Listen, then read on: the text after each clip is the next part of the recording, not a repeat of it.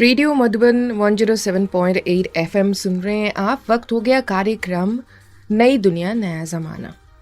ये कार्यक्रम सतत विकास के ऊपर आधारित है और सतत विकास के साथ जुड़े हुए कार्यकर्ताओं से हम बात करते हैं।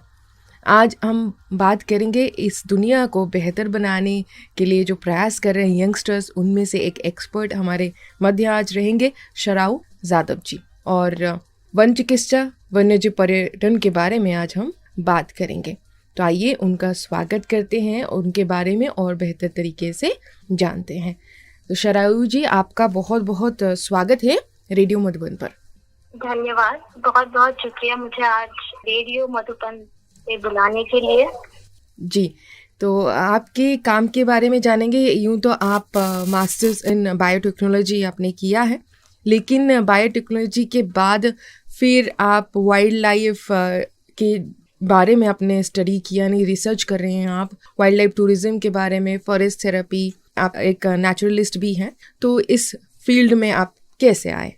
तो जैसे कि आपने बताया, मैंने बायोटेक्नोलॉजी किया था। मैंने साइंस बैकग्राउंड से ही पढ़ाई की और मेरे माता पिता डॉक्टर भी है जी।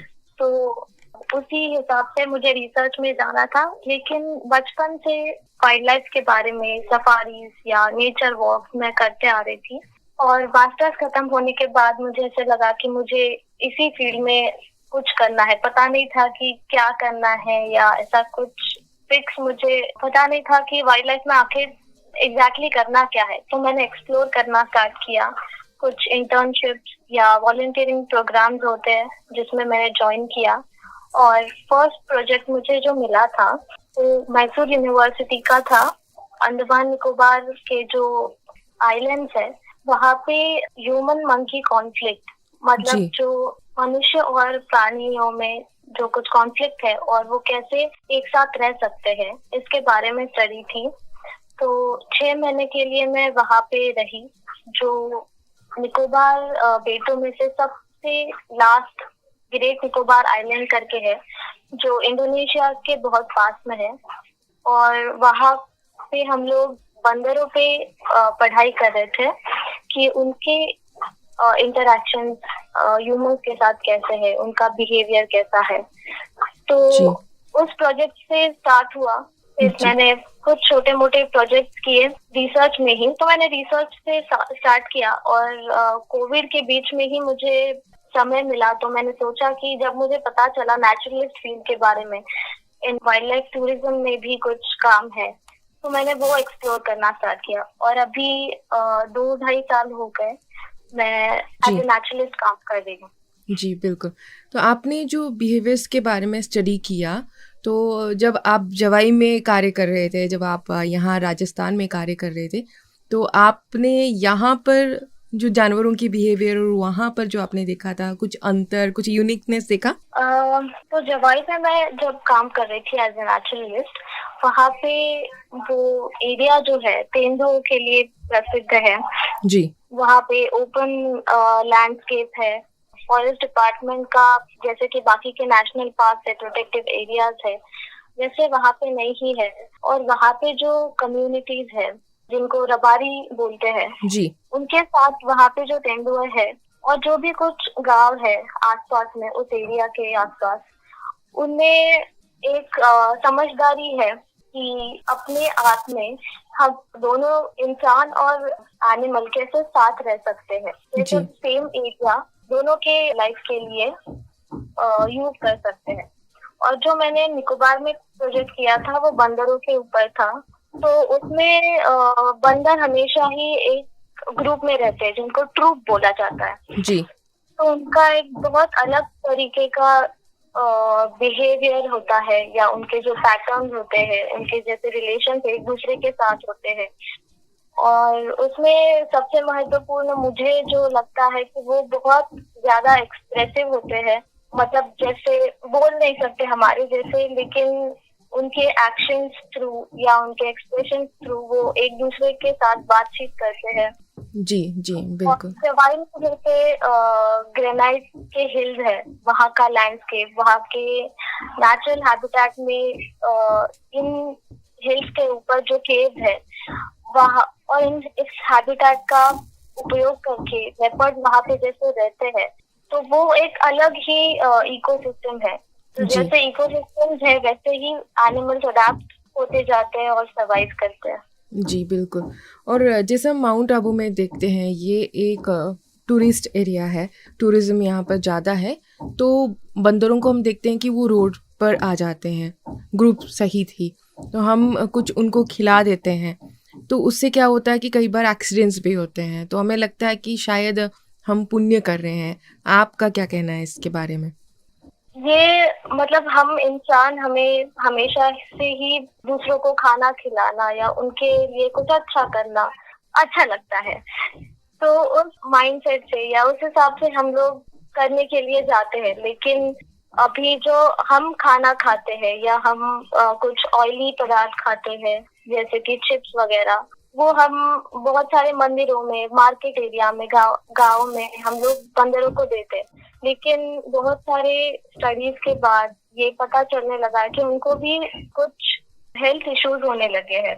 तो हम बोलेंगे उनको हम फ्रूट्स देते हैं जो कि वो भी खाते हैं, लेकिन वो फ्रूट्स जो हम दे रहे हैं वो भी हमने बनाए, हमने ग्रो किए हैं।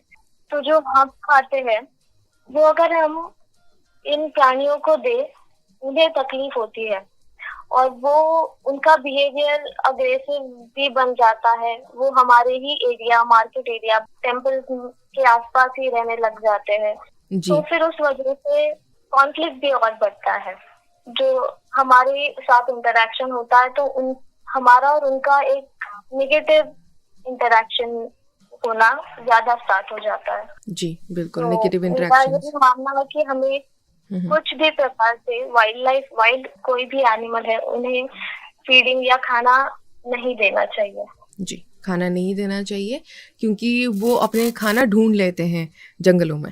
जी बिल्कुल। आपसे ये पूछना चाहेंगे, जानना चाहेंगे कि जैसे आपने एक यूनिक चीज़ों के बारे में बताया, वन चिकित्सा यानी कि फॉरेस्ट थेरेपी के बारे में, एंड वाइल्ड लाइफ टूरिज्म, वन्यजीव पर्यटन। तो ये क्या है वास्तविक में? आप इस पे कैसे कार्य करते हैं? मैं जब महाराष्ट्र के वेस्टर्न घाट्स में काम कर रही थी एज ए नेचुरलिस्ट, तभी मैंने फॉरेस्ट थेरेपी के बारे में सीखा था। फॉरेस्ट थेरेपी मतलब अभी के टाइम लाइन में हम लोग बात करेंगे तो जो हमारी लाइफस्टाइल बन गई है, हम लोग भाग रहे हैं या जो मेंटल हेल्थ इश्यूज है, फिजिकल हेल्थ इश्यूज है, उस वजह से जो पुराने जमाने के लोगों का लाइफस्टाइल हुआ करता था या जो ट्राइबल्स जंगलों में रहते थे, वो फॉरेस्ट के साथ, जंगलों के साथ एक तरीके से कनेक्टेड थे। उनका इंटरडिपेंडेंस था, वो एक दूसरे के ऊपर बहुत ज्यादा डिपेंडेंट थे। तो उस हिसाब से उनका लाइफस्टाइल था, वो अपने इंद्रियों से कनेक्टेड रहते थे। और अभी के लाइफस्टाइल के वजह से वो जो फॉरेस्ट थेरेपी का नाम उससे आ गया है। जी तो एक जापानीज टेक्निक है जिसे फॉरेस्ट बेदिंग कहते हैं जी। और जापानीज लैंग्वेज में उसे शिनगिन योकू बोला जाता है। हम्म। तो इन सभी कारणों के वजह से उनको ध्यान में रखते हुए अभी मनुष्यों का जीवन सरल बनाने के लिए या उनका टेंशन कम होने के लिए या कुछ हेल्थ इश्यूज है वो कम करने के लिए लोगों को फॉरेस्ट में वॉक के लिए लेके जाते हैं। जैसे हम लोग वॉक करना सभी को ही पसंद है नेचर में, जी। लेकिन इसमें जो है वो हम हमारे 5 इंद्रियों को नेचर के 5 जो तत्व है, जो एलिमेंट्स है, जैसे कि धरती, हवा, पानी, आग, जी तो उनके साथ कनेक्ट करने से और छोटी छोटी चीजों को ऑब्जर्व करना, शांति में रह के नेचर में या फॉरेस्ट में जितने कलर्स है वो कैसे पेड़ ग्रो कर रहे हैं, कैसे पेड़ या एनिमल्स एक दूसरे के साथ चल रहे हैं, आवाज सुनना। तो ये सब चीजें ना कि सिर्फ मतलब एनिमल्स को देखना है लेकिन महसूस करना है। जी जी तो वो एक हीलिंग प्रोसेस है जो फॉरेस्ट थेरेपी में आता है। जी। और वहीं से मैंने स्टार्ट किया कि लोगों को, अगर मैं फॉरेस्ट थेरेपी का सेशन कंडक्ट कर रही हूँ तो मैं उनको गाइड करूंगी अलग अलग सेशंस के थ्रू, ताकि वो कनेक्ट हो पाए जंगलों से या पेड़ों से या नेचर से, जी, तो कैसे करते हैं ये सेशंस आप, और कहाँ-कहाँ ये सुविधाएँ उपलब्ध हैं हमारे भारत में? तो जहाँ मैं काम करती थी वेस्टर्न घाट में, जी, वहाँ पे जो हमारे यहाँ गेस्ट आते थे, तो उनको मैं लेके जाती थी और वो वॉक पूरी तरह से 1 घंटे का, जो गेस्ट आएंगे उनको शांति से सिर्फ वॉक करना है। इसका मेन उद्देश्य ये है कि जितना धीमी गति से आप जंगल में चल सके उतना चलना है। कुछ फोकसिंग एक्टिविटीज होंगे जिसमें आप एक पेड़ हो या किसी भी ऑब्जेक्ट के ऊपर फोकस करके अपने आप को शांत करें, अपने आप के ब्रीदिंग पैटर्न्स को महसूस करें, ऑब्जर्व करें। जी, फिर कुछ सेशंस ऐसे होंगे जिसके जिसके लिए आप पानी में बैठेंगे, जो जंगल के साउंड है, पानी का साउंड है, पत्तियों के हिलने का साउंड है, बर्ड बीच बीच में फ्लाई करेंगे, उनके साउंड है, तो उन सबको सुनना है और पूरे शांति से ऐसे समझना है कि मैं अकेली यहाँ पे हूँ और मुझे कोई एक इंसान गाइड कर रहा है इस प्रोसेस थ्रू नेचर के और करीब जाने के लिए। और जैसे जापान में ये जो सेशंस होते हैं 3 घंटे 4 घंटे के लिए भी किए जाते हैं। और जी, हमारे इंडिया में अभी बहुत ज्यादा लोग नहीं है, लेकिन कुछ ऑर्गेनाइजेशन है, कुछ लोग हैं वो इंडिविजुअली ये सेशंस कंडक्ट करते हैं, हिमालयाज में भी कंडक्ट करते हैं। जी। तो इस प्रकार से सेशंस आप अटेंड कर सकते हैं। तो इस थेरेपी से क्या हीलिंग होती है हमारे मन में? शांति के साथ-साथ आपको क्या लगता है कि हम डिप्रेशन से भी दूर हो सकते हैं? जी बिल्कुल, ये सभी चीजें पॉसिबल है और इसके ऊपर साइंटिफिक रिसर्च भी हुआ है। जी, तो ब्लड प्रेशर या जो हमारे हार्मोन्स होते हैं उनका बैलेंस होना हमारे बॉडी में जी, सबसे जरूरी। जी, तो बिल्कुल। बहुत सारे ऐसे पैरामीटर्स है जो मेडिकली भी टेस्ट किए हैं, जिनका फायदा फॉरेस्ट थेरेपी के बाद चेक किया गया है और जी, उसके रिजल्ट भी पॉजिटिव ही आए हैं। तो साइंटिफिकली और जैसे हमारे जनरेशन जीते आए हैं, तो इन दोनों से फॉरेस्ट हीलिंग की प्रोसेस मुझे लगता है बहुत अच्छा टेक्निक है। और अगर मुझे मतलब जब भी मुझे मौका मिलता है तो मैं लोगों को उसका एक्सपीरियंस देने के लिए तैयार हूँ। जी, बिल्कुल। तो एक्सपीरियंस आप ज़रूर करें, और कहते हैं कि प्रकृति के पास जाने से हम अपने आप हील हो जाते हैं और बहुत सारी चीज़ों को भूल जाते हैं, शांति महसूस करते हैं। और आपसे ये एक और सवाल पूछना चाहेंगे, अपनी बुश वॉक्स के बारे में भी लिखा है, तो ये क्या है? बहुत इंटरेस्टिंग साउंड कर रहा है। जी, तो बुश वॉक मतलब ऑस्ट्रेलिया में एक्चुअली ये वर्ड ज्यादातर यूज किया जाता है, लेकिन जैसे हम लोग नेचर वॉक करते हैं, जी, वही अभी फॉरेस्ट थेरेपी है, वो भी एक बुश वॉक का पार्ट हम लोग कह सकते हैं। जी, लेकिन बेसिकली इसमें ये होता है कि हम किसी कोई लोगों को वॉक के लिए लेके जा रहे हैं नेचर में, तो उस एरिया में वहाँ की परिसंस्था, वहाँ का इकोसिस्टम कुछ यूनिक होता है हर जगह का।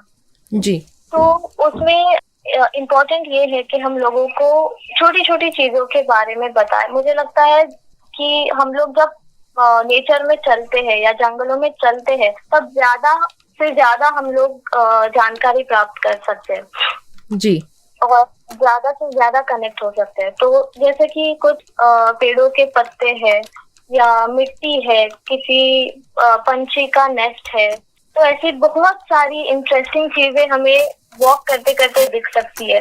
किसी एनिमल का स्कैट मिलेगा या कुछ हमें बोन्स मिल सकते हैं, तो उससे हम आइडेंटिफाई कैसे करें कि कौन कौन सा जानवर था, कौन सा कब बिहार से पास हुआ था। या पगमार्क्स मिलते हैं, बहुत बार हमें फुटप्रिंट्स मिलते हैं जब जंगलों के आसपास वॉक करते हैं, तो उससे एक क्यूरियोसिटी लोगों में बढ़ जाती है छोटी छोटी चीजें सीखने में।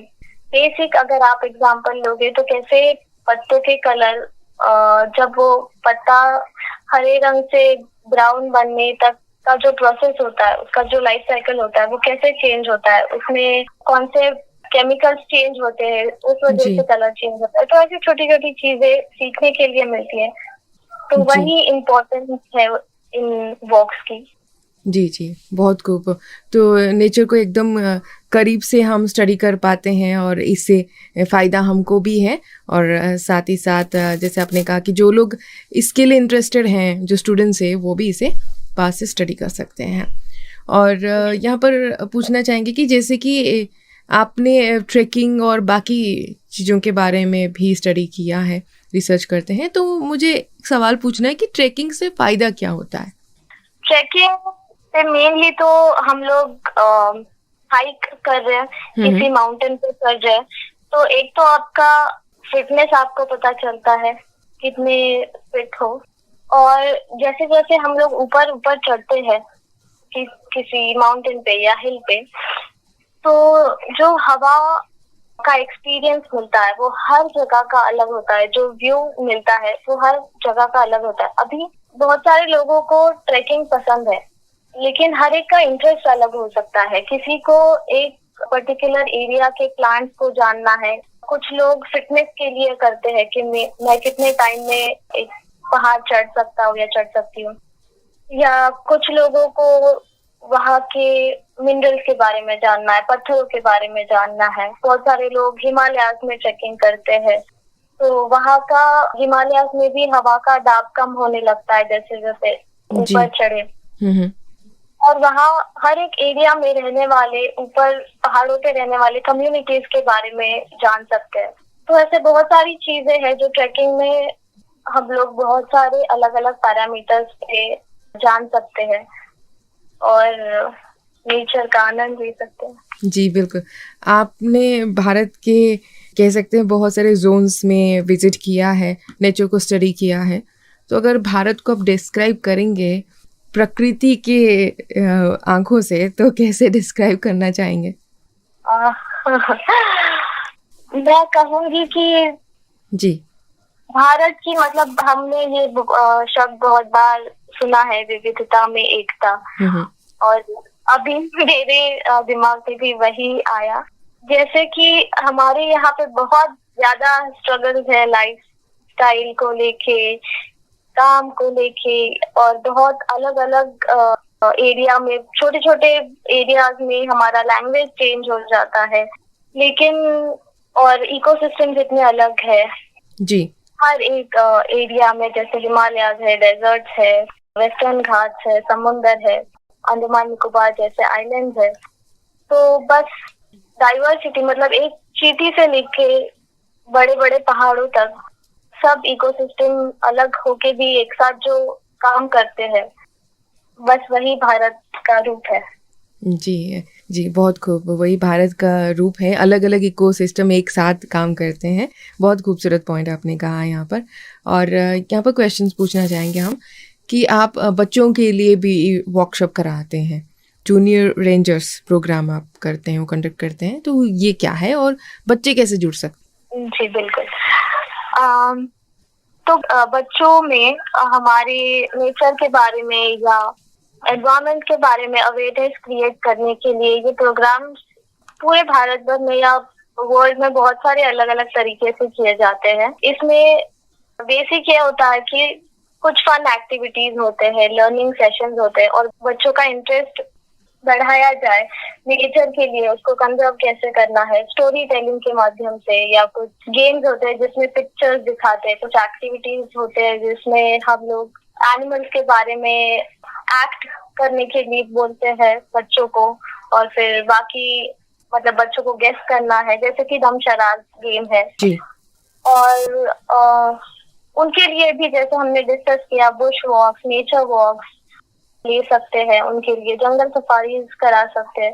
तो उनके मन में, हमारे जो यंग जनरेशन है, जो कमिंग जनरेशन है, उनको एक एक्सपीरियंस देना या उनको हमारे प्रकृति के बारे में बहुत सिंपल शब्दों में या स्टोरी सुनाना, मुझे लगता है वो बहुत महत्वपूर्ण है। जी, बिल्कुल। तो बच्चे हमारे देश के भविष्य हैं और प्रकृति की सुरक्षा के लिए उन्हें बचपन से जानना भी बहुत ज़रूरी है। इसके बारे में आगे हम बात करेंगे। यहाँ पर एक अल्पविराम लेते हैं, फिर हम वापस आएंगे, शरायु जी से बात करेंगे। अगर आपके मन में कोई सवाल है तो आप हमें 9414151415 पर मैसेज करके या फिर कॉल करके भी बता सकते हैं। सुनते रहिए, मुस्कुराते रहिए, रेडियो मधुबन 107.8 FM। ये है कार्यक्रम नई दुनिया और मैं हूँ आरजे शुभा।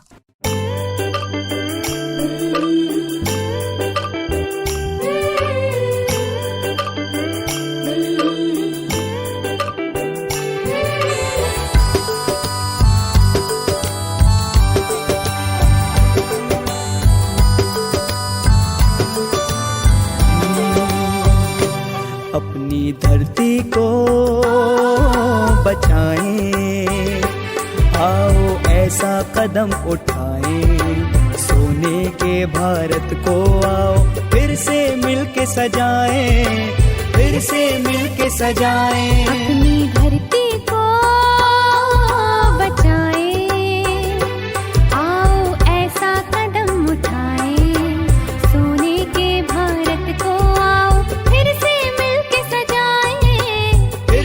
मिलके सजाए। गाँव-गाँव हो हरियाली हो, गाँव-गाँव हो हरियाली, होगी सब में खुशहाली। गाँव-गाँव हो हरियाली, होगी सब में खुशहाली। अपनी धरती को बचाए।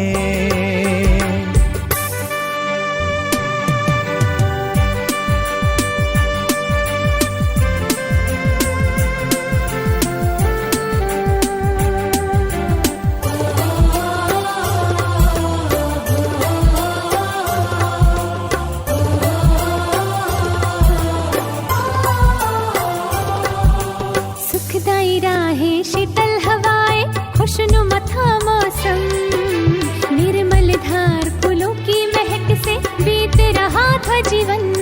आज ही संकल्प ले ये लाएंगे फिर वो बहार, लगाएंगे पौधे इतने, सबको बांटेंगे प्यार अपार। नजरअंदाज करे कितना हकीकत को कौन छुपाए, अपनी धरती को बचाए।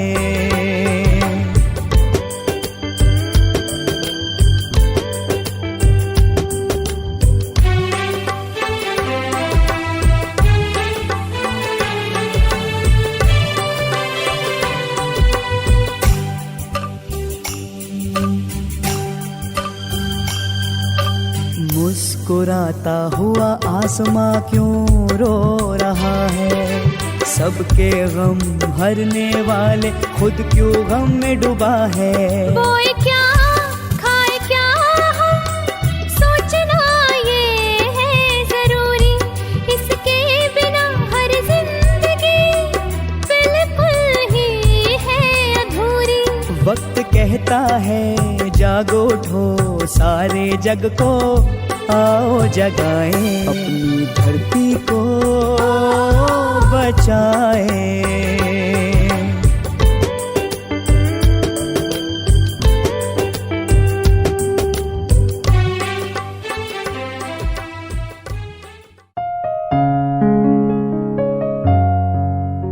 रेडियो मधुबन पर आइए सुनते हैं राजयोगिनी दादी जानकी जी के अमृत वचन। शुद्ध बनने के लिए अंदर से लगन चाहिए। मुझे शुद्ध बनना है भाई, अच्छा पानी चाहिए ना, शुद्ध पानी होना। मनुष्य के जीवन का आधार पानी है ना। आगे तो गंगा का पानी पीते थे, अभी तो बाटल का पानी पीना पड़ता है, पानी पर भी पैसा खर्च करना पड़ता है। वैसे भारत के गंगा का पानी लेकर विदेश में जाते थे। आज ज़माना ऐसा है, अभी आपको क्या करने का है? शुद्ध, शांत, सच्चा, श्रेष्ठ। और डीप जाएंगे तो कोई छिपा हुआ कोई भी हमारे में कमी कमजोरी न हो। आप सुन रहे हैं ब्रह्मा कुमारी इसका सामुदायिक रेडियो स्टेशन रेडियो मधुबन। सुनते रहिए, मुस्कुराते रहिए।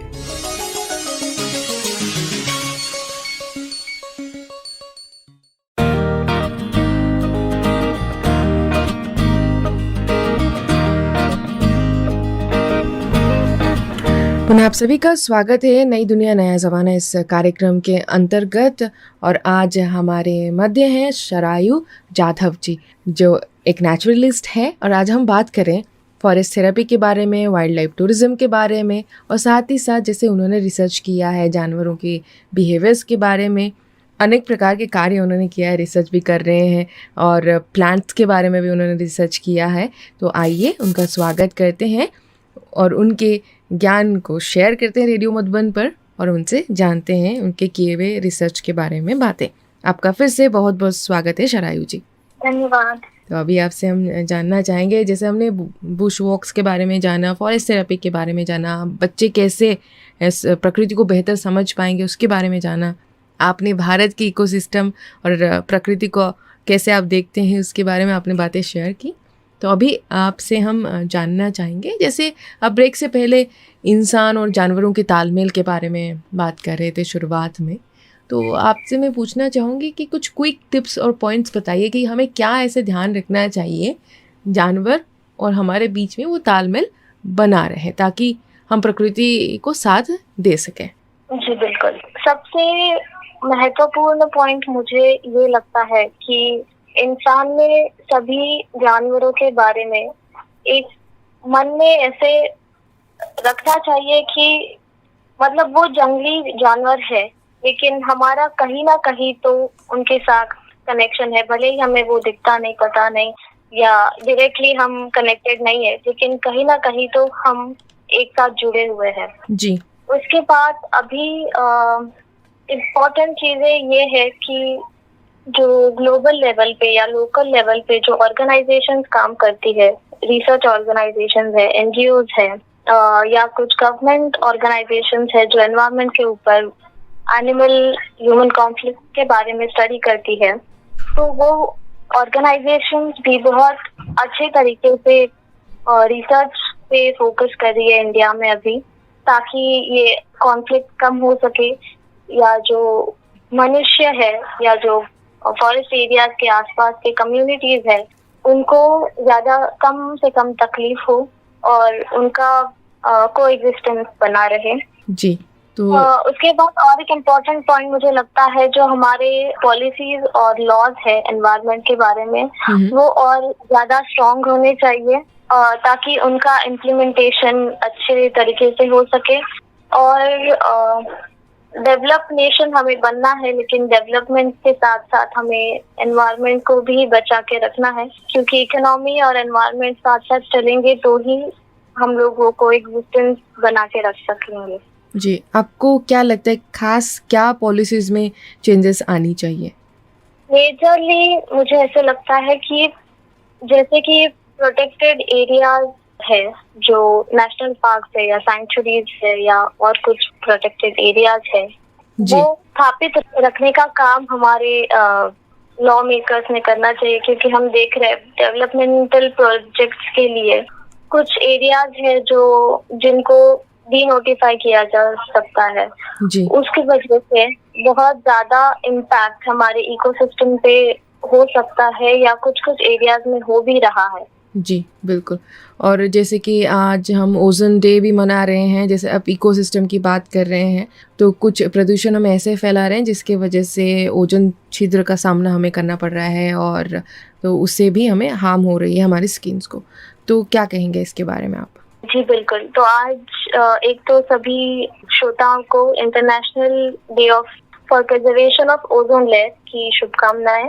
हर किसी दिन हम लोग कुछ ना कुछ डे सेलिब्रेट करते हैं, उनकी तो होती ही है, लेकिन मुझे लगता है उस बारे में जानना ज्यादा जरूरी है कि क्या प्रॉब्लम है और हम उसमें कैसे इन्वॉल्व है, और छोटा सा कंट्रीब्यूशन हम कैसे कर सकते हैं, एटलीस्ट उसको जान के।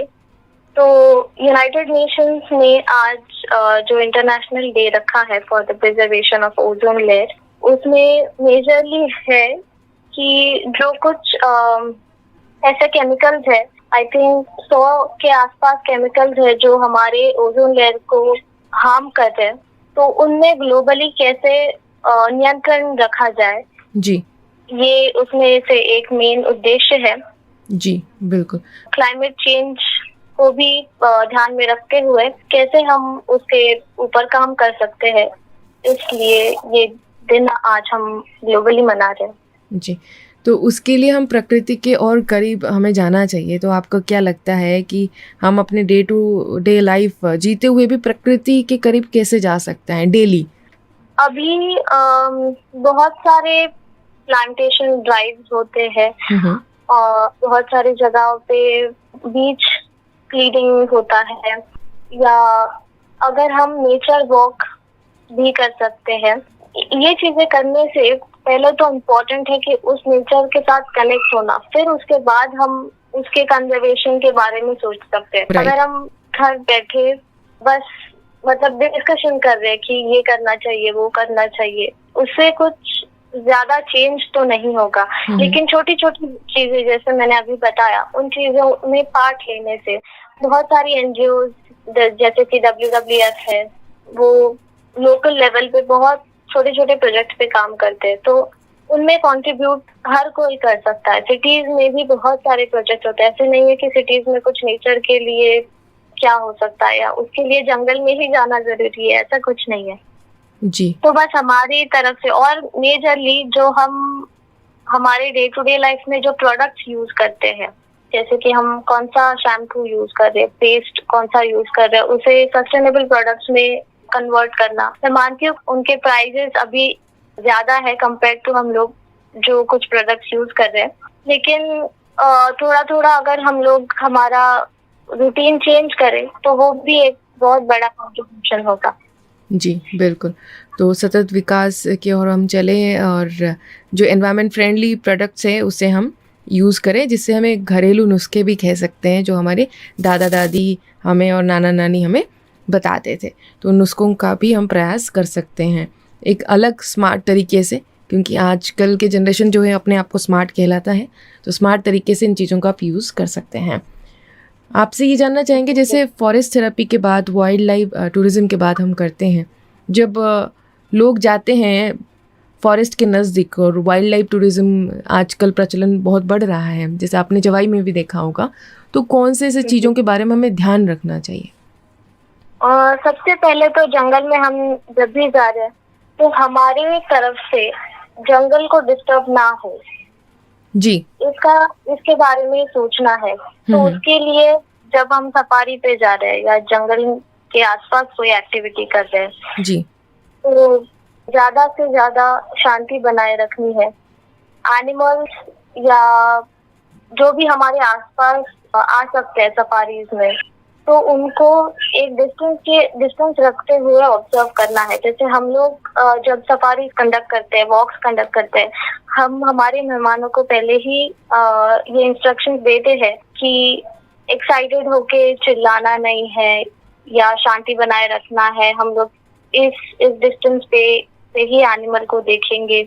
जी, प्लास्टिक डालना नहीं है, कुछ रैपर या कुछ भी हमारी चीजें। इवन कई बार हम लोग कुछ फूड कैरी करते हैं तो केले का छिलका या फ्रूट का पील, वो भी चीजें हमें जंगल में डालनी नहीं है। तो ये छोटी छोटी चीजें हैं जो हमें ध्यान में रखनी है, और जितना हो सके पब्लिक ट्रांसपोर्ट से ट्राई करें कि हम लोग ट्रैवल करें। तो सस्टेनेबल ट्रैवल करना हमारे डेस्टिनेशन से उन जंगलों के डेस्टिनेशन तक, वो भी एक इम्पोर्टेंट पॉइंट है जो मुझे लगता है सब लोगों ने थोड़ा थोड़ा चेंज करना चाहिए। जो हम चेंज कर सके एटलीस्ट हम करें, ताकि हम इस प्रकृति के बेहतरी के लिए योगदान दे सकें। जी, अंतिम पड़ाव पर पहुंच चुके हैं हम, तो आपसे ये पूछना चाहेंगे कि क्या यूनिकनेस आप देखते हैं प्रकृति में? अभी प्रकृति का यूनिकनेस हर, जैसे हमने डिस्कस किया, हर एक इकोसिस्टम का अलग है जी, लेकिन मैं बताना चाहूंगी एक एग्जांपल देके। जैसे मैं निकोबार में 6 महीने थी जी, तो वहाँ की जो परिसंस्था थी, वहाँ पे आइलैंड है जहाँ पर एक जमीन का मास जो पूरे सब तरफ से पानी से घिरा हुआ होता है। तो इंडियन ओशन है वहाँ पे, इंडियन महासागर, और वहाँ पे जैसे ही समुद्र से अंदर, जैसे ही लैंड स्टार्ट होता है, तो अंदर जाने के बाद ऊंचे ऊंचे पहाड़ है। वहाँ पे कुछ यूनिक पौधे हैं जो और किसी भी जगह पे नहीं मिलते हैं। जिन एनिमल्स के बारे में मैं स्टडी कर रही थी उनको निकोबार लॉन्ग टेल मकैक्स बोलते हैं। बंदर की एक प्रजाति है, तो वो भी सिर्फ निकोबार के 3 आइलैंड्स पे ही मिलते हैं। ऐसे कुछ छोटे मोटे जानवर है, बर्ड्स है, स्नेक्स है जो सिर्फ उसी एरिया में मिलते हैं। तो शायद मुझे लगता है वही यूनिकनेस है हर एक एरिया की या इन आइसोलेटेड आइलैंड्स की। जो मेजर हमारा मार्स लैंड है, जैसे कि इंडिया का मेन लैंड है, उससे बहुत दूर है और उसमें अपने आप में एक खूबी है और अपने आप को ऐसे ग्रो किया है जो एक यूनिक इकोसिस्टम बना के रखा है। तो वहाँ पे जाके उस लैंडस्केप में पढ़ाई करने में मेरा एक खुद का यूनिक एक्सपीरियंस था। जी जी, तो वो मैंने शेयर किया। बहुत खूब। तो अगर कोई इन चीज़ों को अपना करियर बनाना चाहे, कोई स्टूडेंट्स, क्योंकि करियर के लिए और पैसे भी चाहिए लोगों को अपने जीवन के लिए, तो क्या कर सकते हैं हम? जी बिल्कुल। तो इस एरिया में करियर बिल्कुल बना सकते हैं। अभी हमारे भारत में ये जो फील्ड है वो अभी नया है, मतलब कली के रूप में है, जैसे फ्लावर मतलब ग्रो होगा आगे जाके। जी। और अभी के समय में बहुत कम लोग हैं जो इस एरिया में काम कर रहे हैं, लेकिन उनकी संख्या भी बढ़ रही है। तो मेन इस एरिया में काम करने वाले लोगों का पैशन होता है जिनको वाइल्ड लाइफ में काम करना है। इसमें बहुत से चैलेंजेस है, बहुत स्ट्रगल है, मतलब सभी फील्ड में स्ट्रगल होते हैं। लेकिन जब आप जंगल में काम करते हो, आप घर से दूर रहते हो, आपको वहाँ पे जाने के बाद बहुत सुंदर लगेगा, बहुत अच्छा लगेगा। जंगल एक्सपीरियंस करने में कुछ अलग ही मजा है और वहाँ के एनिमल्स का बिहेवियर, पेड़ों के बारे में जानना, सब कुछ बहुत सुंदर लगता है। लेकिन चैलेंजेस भी उतने ही ज्यादा है। और अगर हम लोग कमाई के बारे में या सैलरी के बारे में इस फील्ड के लिए जाने तो मतलब अभी और ज्यादा इस फील्ड में सैलरी उपलब्ध होनी चाहिए, ऐसे मुझे लगता है, जो भी इस फील्ड में लोग काम कर रहे हैं, ताकि जो स्टूडेंट्स हैं जिनको इंटरेस्ट है वो और भी ज्यादा तरीके से सोच सकते हैं कि इस फील्ड में हम लोग जा सकते हैं। क्योंकि हमारे पर्यावरण की रक्षा करने के लिए और खुद की रक्षा, पर्यावरण की रक्षा खुद की रक्षा है, जी। तो उसके लिए इस फील्ड में ज्यादा से ज्यादा लोग आना बहुत जरूरी है। और अभी टेक्नोलॉजी भी हमारी स्ट्रांग हो रही है, उसका भी बहुत ज्यादा फायदा इस फील्ड में हो रहा है। जी तो मेरा यही सजेशन लोगों के लिए रहेगा कि अगर आप बहुत ज्यादा पैशनेट हो पर्यावरण और वाइल्ड लाइफ में काम करने के लिए, आप बेझिझक काम करिए। और टूरिज्म, वाइल्ड लाइफ टूरिज्म में भी आपकी जैसे ग्रोथ होगी, वैसे अलग अलग तरीकों से, जैसे कि इको टूरिज्म है या सस्टेनेबल नेचर बेस्ड प्रोडक्ट्स है। बहुत सारे अभी कुछ लोग एंटरप्रेन्योरशिप में सस्टेनेबल प्रोडक्ट डेवलप कर रहे हैं, कम्युनिटीज के साथ काम कर रहे हैं, उनको भी इनकम मिल रहा है। तो बहुत सारे ऑप्शन आ रहे हैं, ग्रो हो रहे हैं, तो स्कोप तो बिल्कुल है। जी बिल्कुल। तो स्कोप है इस फील्ड में, भविष्य है, आप इस फील्ड में जा सकते हैं और इससे सिर्फ करियर नहीं, अपने आप को भी बचा सकते हैं, प्रकृति को बचा सकते हैं, जिसे शरायु जी ने कहा। और जाते जाते आपसे पूछना चाहेंगे, आपके पसंदीदा प्लांट, जानवर और पंछी कौन से हैं? ओके, तो प्लांट बताना हो तो मुझे बरगद का पेड़ बहुत ज्यादा पसंद है। जी। और उसके साथ और एक पेड़ है जिसको महुआ का पेड़ बोलते हैं। और एनिमल है, मुझे बंदर सबसे ज्यादा पसंद है। जी, बंदर पसंद है, क्यों? हाँ जी बिल्कुल, मतलब मैंने उनके ऊपर काम किया है, कुछ ज्यादा टाइम के लिए नहीं, लेकिन मुझे पहले से ही बहुत बंदरों को देखने में क्यूरियोसिटी रहती है जी। इस वजह से, क्योंकि वो खुद भी क्यूरियस होते हैं जब कोई इंसान उनके सामने आता है, या उनके खुद के बिहेवियर में जो उनके अलग अलग तरीके होते हैं वो ऑब्जर्व करने में मुझे बहुत पसंद है। जी। और पंछी?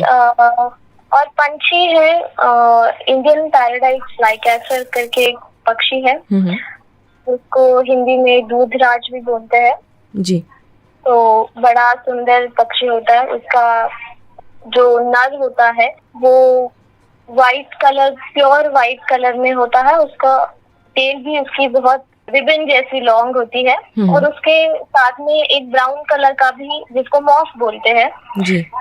तो, और उसका मराठी नाम जो है स्वर्गीय नर्तक उसे बोलते हैं। वो मुझे बहुत पसंद है, जो वो पक्षी जैसे जिस तरीके से डांस करता है हवा में या अपनी मादी को अट्रैक्ट करने के लिए, या जैसे वो कीटकों पे कीटक उनका खाना है उनको पकड़ने के लिए, तो वो बहुत फैसिनेटिंग लगता है मुझे।